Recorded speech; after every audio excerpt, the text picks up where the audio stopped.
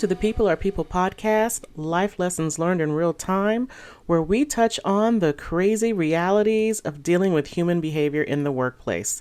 In 2022, I am presenting a series that I simply call the New Manager Series, where we will focus on a variety of topics every manager needs to know to be successful during and beyond their first year of management.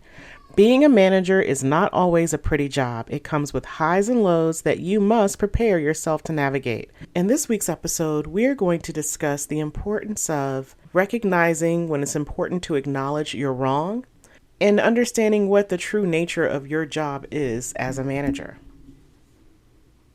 So I've been wanting to host an episode for a while in which we talk about situations where managers have to admit that they're wrong to their employees, and or they have to depend on their employees' experience to navigate situations.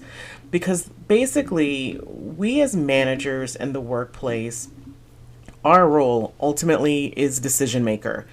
Yes, we come in with our own experience and background that we are typically able to leverage to navigate through difficult situations or even the easy ones. But I think a misnomer is that managers have all the answers, or any leader. It doesn't have to be a manager, that your director has all the answers, or that your SVP or VP has all of the answers as it relates to navigating difficult situations or solving broken processes. That's just not a realistic picture of how it is in corporate America, let's just say, or any structured organization. You're just not going to have all the answers. So sometimes I think managers can fall in the trap of feeling as though they have to get it right every time, or that they can't acknowledge when they don't know something or when they are wrong in the information that they have provided.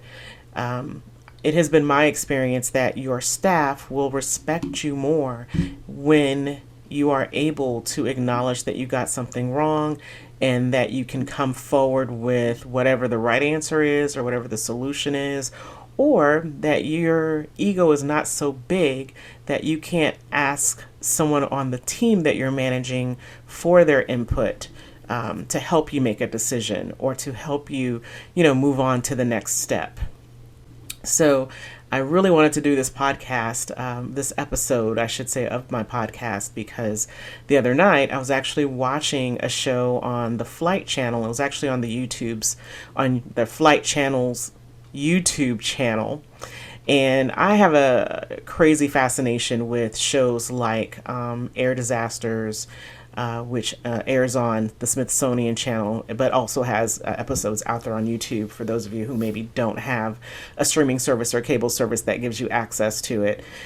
And my fascination with this has everything to do with what leads to the plane crash. Now, sometimes the plane crashes they occur as a result of mechanical error. And oftentimes those are things that, man may not have control of. May not, I say, because there definitely have been instances in which man contributed to the mechanical error. Other times, what is revealed in these episodes is pilot error, and that there are decisions and actions the pilot took or the first officer took that led to the plane crash. Now, sometimes people are able to walk away from these mistakes, as you know. Sometimes people do survive the plane crash. And other times, unfortunately, people are not able to obviously walk away. And so I'm always fascinated by understanding what led up to this. And I think the common themes that I have, really taken away from watching these shows is communication breakdowns, in which one individual is not communicating with the other individual about what's happening, knowledge, skills, and ability. Sometimes there are pilots that are placed in situations that they are just not equipped to handle, from their experience or their training, or even their mental capacity, let's say. There are other situations in which you're dealing with ego, in which someone refuses to allow the other to weigh in on what needs to be done in an emergency situation, or they are mistreating the other individuals so badly that it just contributes to a really bad outcome, obviously, particularly when you're dealing with deaths in the plane crash itself. So I'm watching this particular episode the other night in which there is a plane that is coming in for a landing. It's a passenger jet that's coming in for a landing, and it's preparing to land at an airport under foggy conditions.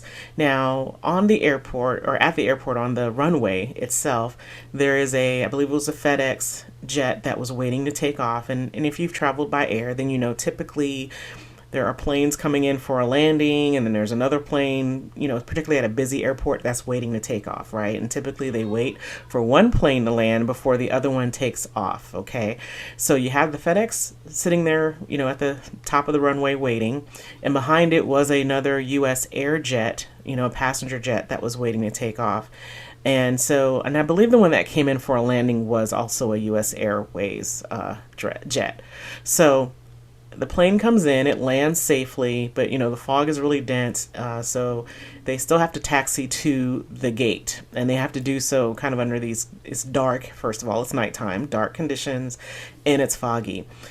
And so the jet that has landed, comes in and it's trying to taxi to its runway, or to its gate area. And there's communication between that jet and the tower, where they're asking for guidance on, where to turn, how to turn.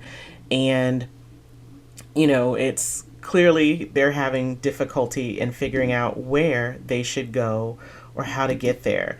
Additionally, I think it came across as though the tower was busy. It wasn't like the height of traffic time, but they were busy just with, what they did have going on. And so they're waiting for this jet to, make it to its gate. As you know, typically you land, then you have to taxi down a road or down a way. And sometimes you have to cross a runway to get to another taxiway before you reach your gate. And so it appeared that as they showed the map, this particular jet that landed in the fog basically should have been able to land on the runway, make a turn, head for their taxiway, and just kind of keep navigating their way over towards the gate. They were not supposed to cross a runway at all. And so, unfortunately, they got lost. They didn't quite make it to where they were supposed to be. And, and that was evident in this particular episode where they pulled up a map and you could see that, let's say, as opposed to them going east, they were heading back west towards the main runway, unfortunately. And so, they got to the edge of the main runway and the nose of their plane actually had crossed over into the runway. And the tower thought they were where they should be. And it went ahead and gave the FedEx jet the opportunity, permission to take off. And so FedEx takes off, but it's like a near miss. Like they barely made it over the top of this jet. If that jet had been further out, further down the runway, that would have been a runway collision without a doubt, But luckily, I don't know how, it managed to miss this jet. So meanwhile, the jet that's lost is letting them know, hey, they contact the tower that they're lost. They're not where they should be. They know this because of what they're staring at. And they also suspect they're on the main runway because guess what? A FedEx jet just took off over them. And so, they're letting the tower know they need help getting back to where they are. And the tower, amazingly, is skeptical of what they're telling them. And they, in fact, are ready to have the U.S. Airways jet that is back at the top of the runway ready to take off now, to take off. And so there's this discussion that goes back and forth where the lost jet is trying to explain what they're staring at, the signs, the letters they're looking at, and that they believe they're on the main runway. But the tower, who can't even really see where they are, insists telling them that they're in the right place of where they should be. And so there's a back and forth that happens, and meanwhile the person speaking from the tower then tells the U.S. Airways that's ready to take off to go ahead and take off. And that pilot declines. He says, without saying it, he's pointing out that, they have to decline at this time because clearly the other passenger jet, is saying that no, they think they're on the main runway, and they're staring at these signs that indicate they're on the main runway. And so thankfully the US Airways jet that's waiting to take off declines. And they all kind of go in a circle in a conversation about it. The tower control representative gets really frustrated in the situation and orders silence, even though, again, the lost jet is trying to re-explain to them where they are and clearly that they're on the main runway and they need help getting back to where they should be. And so they have a moment of radio silence. For whatever reason, the tower control comes back and tries to tell that other jet sitting at the top of the runway to take off again. And the pilot declines and says, no, I'm not doing it yet. We're not comfortable doing that because the other plane is still sitting where it was. So after this circle of a conversation, finally, I guess the tower realizes that, yes, this jet is actually sitting, partially on the runway. And so she ends up, finally guiding the jet back to where it needs to be. And, the other jet is able to take off. So I use this story as an example of a few things that I thought was really interesting in the people factor. And, the ability to admit when you're wrong, right? This tower control person, I don't know if she later came back and acknowledged that she was wrong to her superiors or to whoever she needed to be, whoever she needed to acknowledge she was wrong to. But, she was really terse in her tone. She was tense. She was frustrated that this jet was not where she thought it would be or should be, and kept insisting for the other one to take off. Now, kudos to the pilot who kept declining and standing his ground not to take off, because anyone else, it's nighttime. They're late in their takeoff, right? We're dealing with fog. I think in other situations, people don't always think through what they're being told to do in that moment, right? Or that this other person could be wrong. And then you have the tower control person who is not really listening to the expertise or experience of what the pilot the pilot who is lost is trying to tell her. And there were actually two pilots. So I believe it was the first officer and the pilot from this plane that's lost that kept trying to explain to her where they were and why they perceived themselves to be on the main runway at this point. And so this example just really inspired me to think about and talk about, the ability of leaders or managers to admit when they're wrong and then how to recover from that and push forward. Because I think we all struggle a little bit with how to back out of a situation in which we're wrong, acknowledge where we got lost, and then to push forward. If apologies are needed, great, give some apology or acknowledgement. But how do we back out of the situations where we're wrong, A? And then B, how do we go about maybe being comfortable in asking for help? So I'm going to kind of back into these two questions in the reverse of which I asked them. So first, let's talk about asking for help. I think asking for help is a lot easier than admitting you were wrong. And, whether you care to admit it or not, I think we all have some degree of ego that prevents us from quickly admitting we were wrong. I think it's just inherent to being a human being, right? That you're we're all going to be very slow to admit we were wrong. I think lots of us, many of us, I should say, are likely to do a bit of investigation and research and all kinds of things before we ever admit that we were wrong in any decision that we made or any action that we took. So asking for help. So the great thing about being the manager of a team of skilled professionals typically is the fact that, these are people who hopefully, ideally, are good at what they do. Meaning you hired them or someone hired them because of their educational background, because of their work experiences, Perhaps they were hired based on their previous accomplishments. So there are a lot of reasons why you should be drawn to ask someone for help before making a decision, and I would say asking a subordinate for help for that matter. There are likely, as a new manager, there are likely going to be many times you are asked about a procedure. What is the appropriate way to do something? And you're going to have to base that response on your existing knowledge, which you may have a lot of it if you were previously on the team and you've been promoted up through the ranks. So you may know the answer off the top of your head. And in some instances, you're not going to know the answer. And so you're going to have to make a decision. Are you going to do a whole lot of research on your own to get the answer? Or are you going to reach out to your subordinates to get their input? If it is a subordinate asking you the question, what is going to be your comfort level for asking them, what has historically been done? And that particular response might be, a question that is asked by a new manager, meaning someone who's coming from the outside in, who may not be so familiar with what the standing policies are or procedures are for a particular team or department. But as managers, we can't be afraid to kind of toss the question back out to our subordinates to say, that's a great question. Well, what have you done historically? Sometimes you're going to have an answer. They're going to know what was done previously. And, unfortunately, we have some people who just ask the question to hear what you're going to say they should do.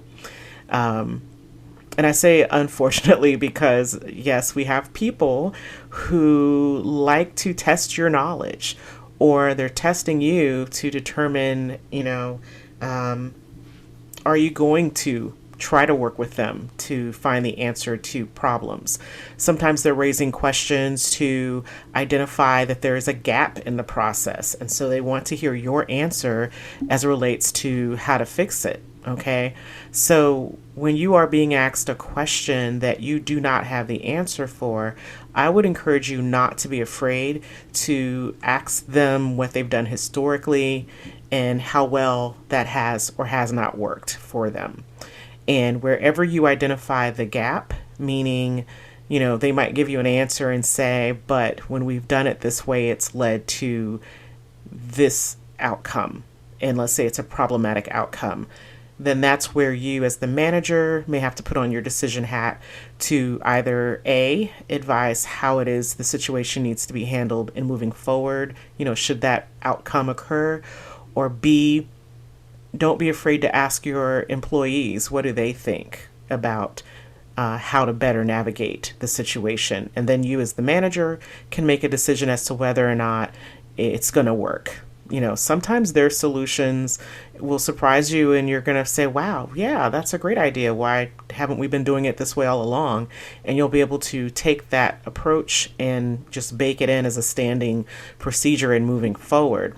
Now, other times, yes, they're going to give you an answer or recommendation that just seems completely off the chain or, just way out there that is not really a realistic approach in solving the problem. And so that's where you may definitely have to do more research, look at other forms of literature that's out there, or you may have to ask others on the team even that have been there a while. Or you may have to fall back on your leadership, right? So there's definitely going to be some situations where your employee's proposal is not going to be logical or plausible or feasible for you to act on. But a lot of times you're going to be surprised to find that the answer to the question that's being thrown at you already has a solution. And so you shouldn't be afraid to, show your ignorance and ask what's been done in the past, or to get their input on what it is they think should be done to solve for X. Now, admitting you were wrong. Admitting you're wrong as a leader can also be challenging, I think, for some people, because you want to be seen as the authoritarian You want to be seen as someone who is knowledgeable, that, if you've been promoted up through the ranks, that you are there because, of how good you are at what you do. But I'm here to tell you that if you think you're going to be able to carry all that on your shoulders, it's going to eventually weigh you down. So you want to always be able to acknowledge when you were wrong about something and discuss, how do we now navigate away from your wrong response, okay?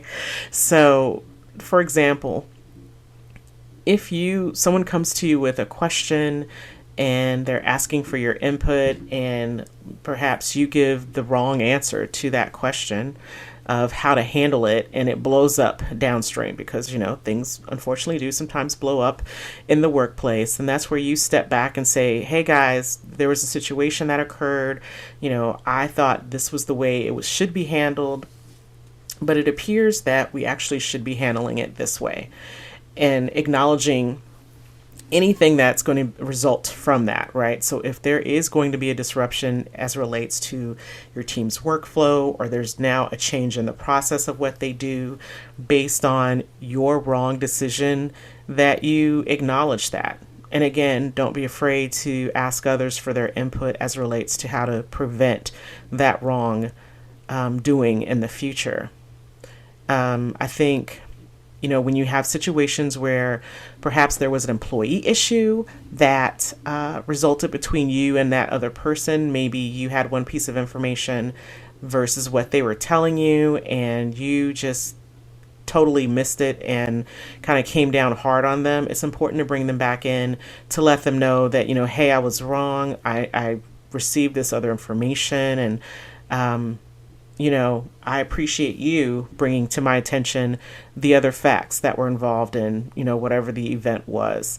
Now, the reality is you should be prepared for the fact that just because you admit you were wrong to people, it doesn't mean they're going to forgive you, or it doesn't mean that it's going to prevent them from identifying your, let's say, weaknesses, right? The things that you're not strong in, people have the right to their perspective, and so the fact that they may view you differently for a while is going to have to be okay. But you don't want to come across as like what we saw in this situation, right? Where you don't want to be wrong, because it can have devastating outcomes, perhaps maybe not life or death, like the scenario that I presented around the planes on the runway and the near misses. But, in a workplace, in the business world, it can have financial impacts. You can have people impacts. Sometimes people, if your wrongdoing is on a more personal level with another employee, they can go to HR.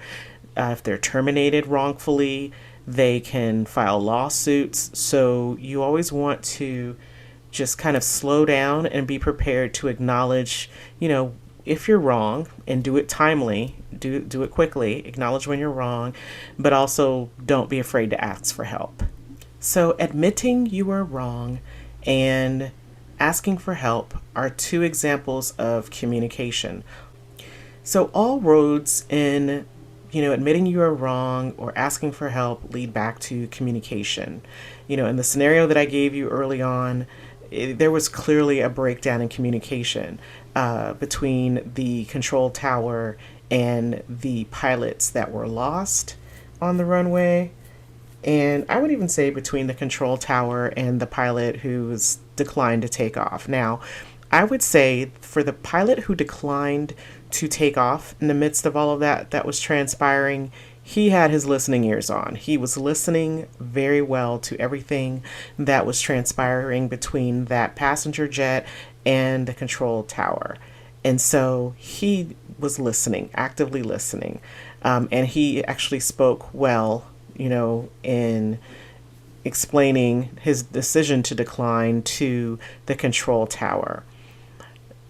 The flight or the plane that was partially on the main runway, not in the correct location where they should be, I would say they also were doing their best to communicate with the air traffic controller that, listen, we're here, this is where we are. They gave descriptors. They gave descriptors for where they were.